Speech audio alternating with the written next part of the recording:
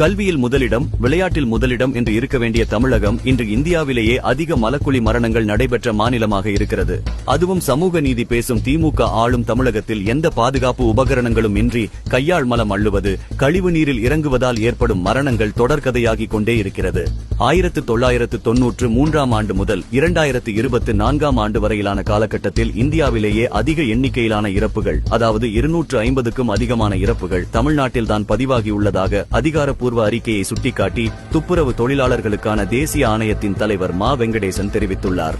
தமிழகத்தின் நடைபெறும் மலக்குழி மரணங்கள் தேசிய அளவில் 22% ஆகும்.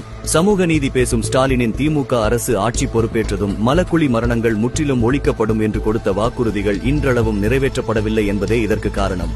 மலக்குழி மரணங்களுக்கு சம்பந்தப்பட்ட மேற்பார்வையாளர்கள் மீது பெயருக்கு வழக்கு பதிவு செய்துவிட்டு கடந்து போவதை விடுத்து மனிதர்கள் கழிவு நீரில் இறங்குவதை தடுக்க கடுமையான சட்டங்களை ஸ்டாலின் அரசு அமல்படுத்த வேண்டும். சமூக நீதியே உயிரென பேசும் உங்கள் ஆட்சியில்தான் மலக்குழி மரணங்கள் நிகழும் மாநிலங்களில் தமிழகம் நம்பர் 1 விளங்குகிறது. இதுதான் உங்கள் திராவிட மாடல் ஆட்சியா, ஸ்டாலின் அவர்களே?